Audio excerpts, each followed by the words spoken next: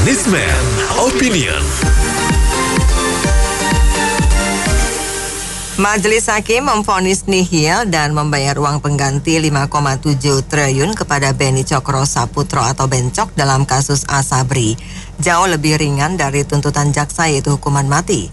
Menurut Hakim, Bencok tidak bisa dijatuhkan pidana lain lantaran sudah mendapat hukuman maksimal yaitu seumur hidup dalam kasus Jiwasraya. Seperti diketahui, Bencok juga terlibat dalam kasus koperasi simpan pinjam Hansen Group yang berujung macetnya dana nasabah sebesar triliunan rupiah. Apa komentar Anda terhadap vonis nihil Bencok ini? 6339160. Menurut saya sih nggak boleh divonis mati seenaknya. Nanti terpidana kasus jadi kasihan juga. Terus kalau divonis mati ya bisa berupa hukuman mati sih tidak boleh dilakukan asal. Terpidana bisa menderita juga kalau terus begini. Terima kasih. Kalau namanya kita tinggal di negara ini sih ya itu sih sudah lagu lama lah. Hukum kita itu seolah seperti sudah kayak dibeli orang gitu. Jadi kayak masalah vonis-vonis gituan sih, aduh ini ya nggak tahu lah. Ini pun juga nanti ya moga-moga nggak tahu lah soal kualat apa nggak kualatnya. Ya, jadi kita cukup dengar seperti ini, cukup ini ya, sangat-sangat prihatin ya. Jadi namanya pembohong itu harus dihukum sampai kapok. Nasabah ini bukan nasabah satu, dia bukan bohongin satu dua orang, mungkin puluhan ribu orang, mungkin jutaan orang. Mungkin sebagian yang sangat-sangat miskin, sangat-sangat payah sekali uangnya itu nggak tahu dari mana, kita juga nggak tahu. Mungkin untuk pengobatan, mungkin untuk masa tua, mungkin untuk pensiun. Jadi itu sebetulnya lebih dari mencelakai atau membunuh satu dua orang. Itu kejahatannya jauh lebih besar karena sangat meluas. Oleh karena itu vonis yang ringan menurut warga masyarakat itu tidak dibenarkan. Harusnya ada vonis yang ekstra berat. Artinya apa? Dia itu serakah uangnya itu harus dikembalikan 100%, bahkan dikasih denda-denda dan bunga-bunganya lagi. Diberatin. Jadi baru bisa kapok, baru bisa generasi berikutnya itu tidak belajar sama dia. Kalau tidak begini kan anak-anak bangsa yang generasi berikutnya itu atau kroni-kroninya ataupun dia punya timnya ataupun dia punya manajemennya, anak buahnya, manajernya, supervisor, kelak kemudian kan belajar seperti dia. Terima kasih. Mohon hukum itu ditegakkan lebih ekstra untuk membuat kapok orang-orang seperti begitu. Terima kasih. Ini kalau nihil itu ya sangat melukai keadilan, sangat melukai keadilan. Ini hakim patut saja nih dicurigai, ini dibayar ini. Jaksa penuntut umum harus banding soal ini nih. Sekian. Gini ya, sebenarnya hukum kita nggak semua ngerti. Tapi hukum untuk korupsi itu udah maksimal seumur hidup. Nyawa manusia itu kan cuma satu. Kalau udah seumur hidup nggak bisa seumur hidup kali 2 kali 3 kan? Atau satu hukuman mati, satu hukuman seumur hidup. Dan di Indonesia belum ada korupsi hukuman mati. Itu yang pertama. Yang kedua, sebenarnya Bencok ini nobody. Bagaimana caranya bisa seorang swasta yang nobody, just like us, yang cuman punya duit gitu aja, tapi bisa mengendalikan asuransi ataupun saham di Indonesia? Pastinya kan ada kerjasama dengan orang dalam. Nah, kenapa kok nggak orang dalamnya dibredel sekalian?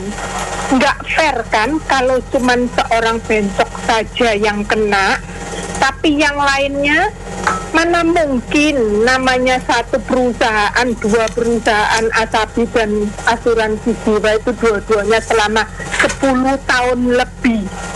Itu nggak ketahuan sama sekali sampai pun ganti direksi, sampai ganti kepemimpinan. Kan aneh, justru inilah yang seharusnya kita bangsa Indonesia cerdas sedikit, paksa itu kejaksaan untuk membredel. Inilah momen untuk membersihkan. Kalau enggak, kasihan Indonesia ini investasinya diporak-porandakan oleh sekelompok orang sehingga membuat kita ini kredibilitasnya tidak terjamin kan.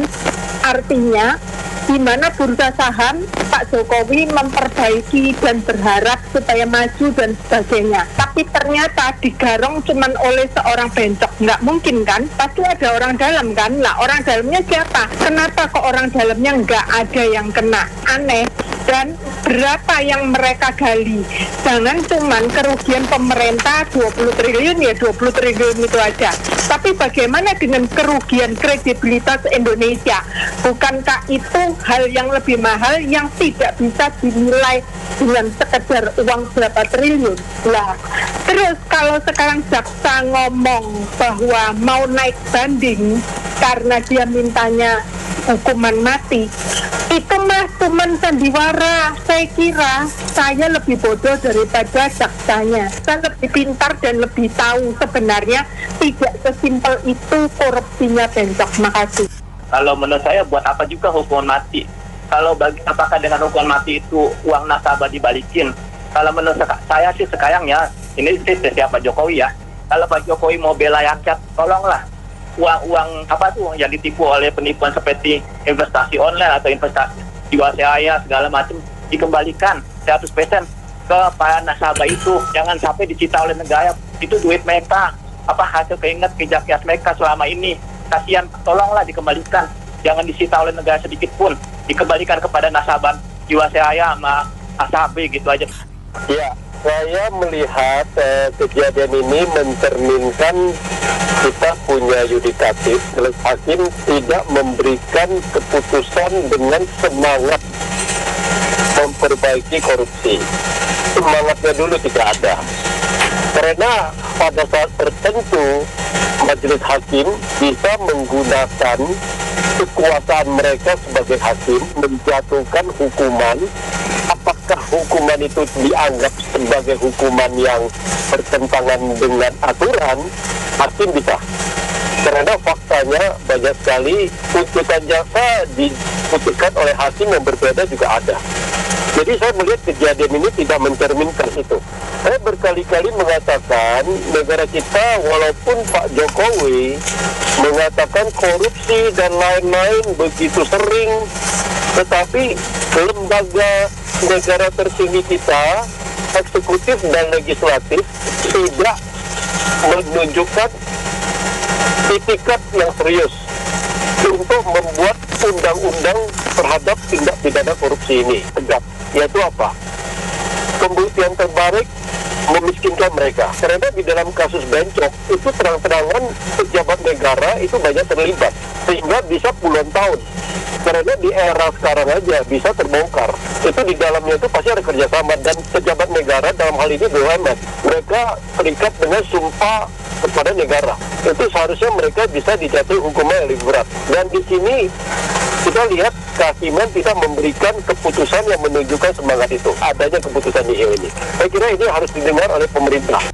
Saya perlu sampaikan bahwa Beni Cokro melalui Koperasi Hansen dan juga PT Hansen itu banyak menghimpun dana dari masyarakat. Dan ini ibaratnya kemarin saya masuk PKPU dan segala macam, dan sampai saat ini belum ada kejelasan untuk pengembalian uang ke masyarakat. Nah, sekarang sudah diputuskan seperti itu.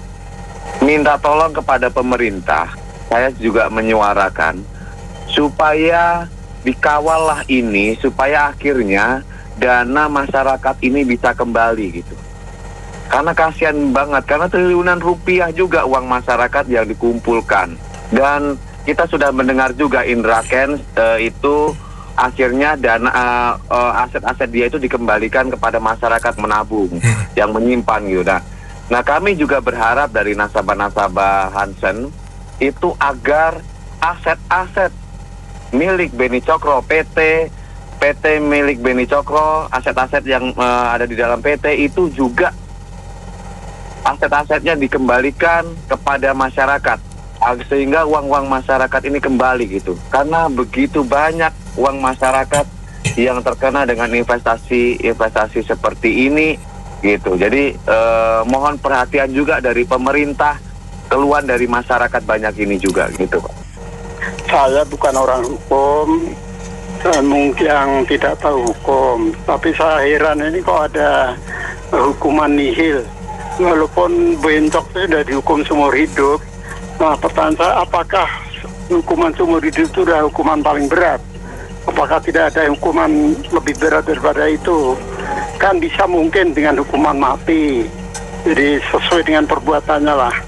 Walaupun saya nggak setuju dengan hukuman mati. Nah ini pelajaran buat kita semuanya, apakah ada hukuman yang namanya hukuman nihil. Terima kasih. Inilah potret hukum keadilan hukum di Indonesia ya. Masih banyak yang harus diperbaiki. Di mana itu para bandit-bandit ya, seperti Bos Indo Surya, yang dan lain, mereka itu bisa kabur dengan menggunakan hukum juga gitu loh. Dengan kelihayan pengacara dan celah-celah hukum gitu. Kalau kita lihat ya hukum di Amerika nih, itu bandit itu ya, entah kasusnya apa tuh, pembunuhan, pencurian, mereka tuh bisa dihukum sampai lebih dari seumur hidup, bisa sampai 150 tahun karena hukuman itu diakumulasi gitu loh. Emang kesannya lucu, coba ini menunjukkan keadilan gitu. Ya menurut saya memang saya setuju dengan Bapak sebelumnya, peradilan di kita ini memang sangat kacau balau. Tapi bukan karena pengacaranya yang jago. Di mana-mana namanya korupsi sama BUMN, negara dan lain-lain, itu penyelenggaraan negaranya itu harus dihukum lebih berat daripada swasta.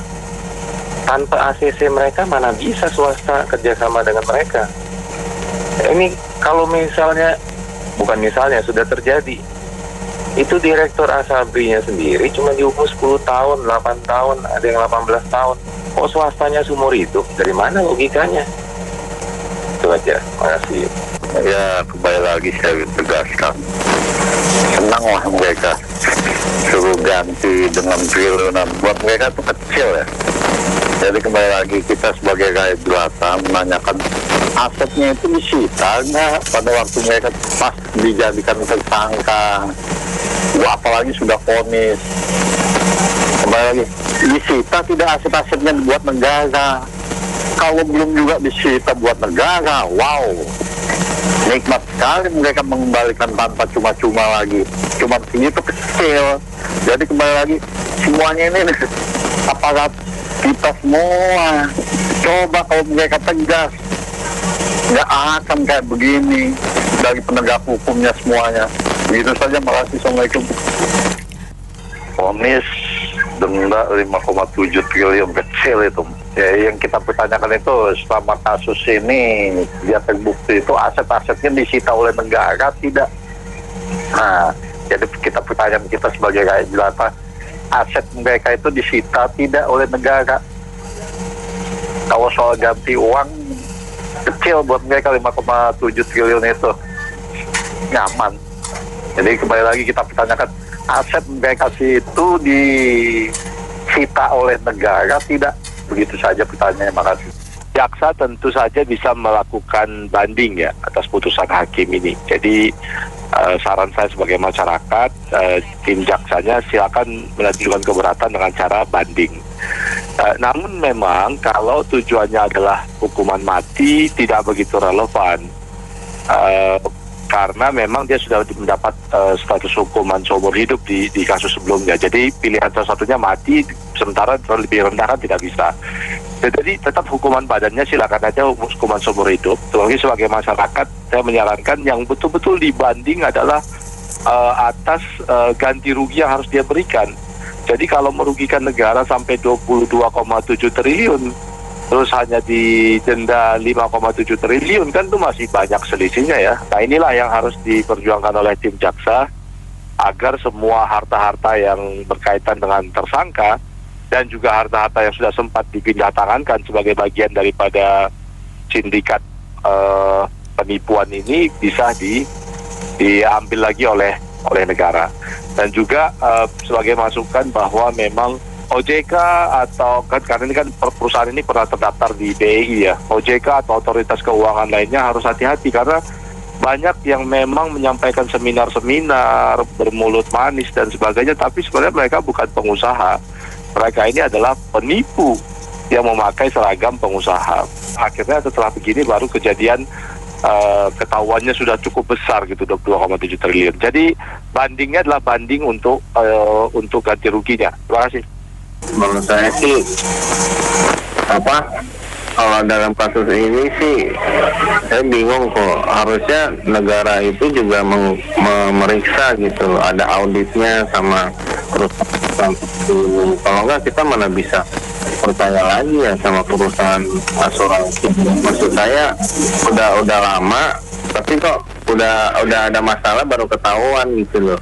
Jadi udah telat sih menurut saya. Kalau mau dihukum mati juga gimana dia mau balikin duitnya.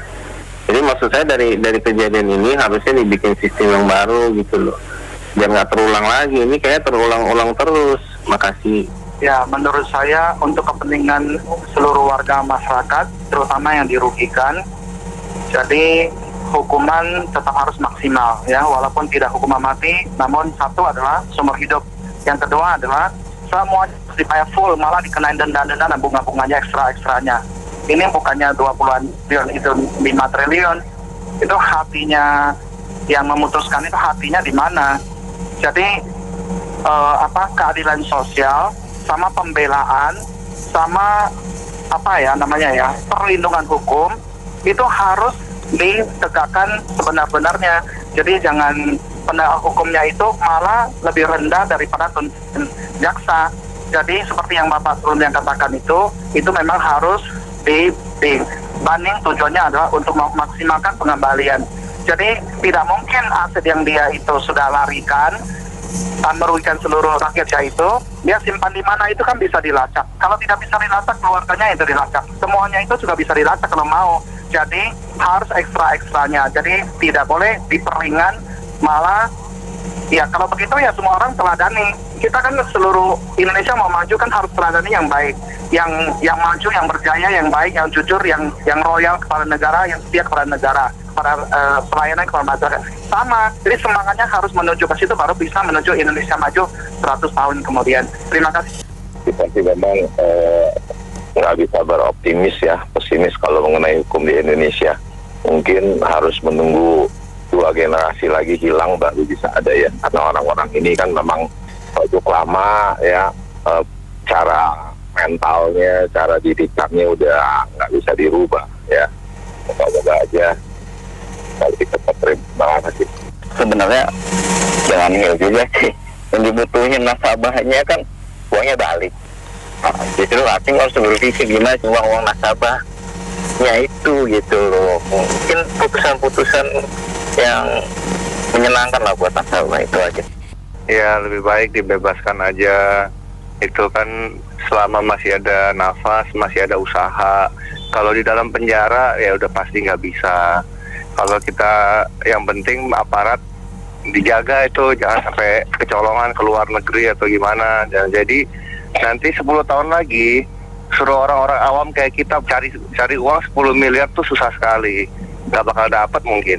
Tapi kalau untuk seorang bencok cari uang 1 triliun lagi dalam 10 tahun itu gampang.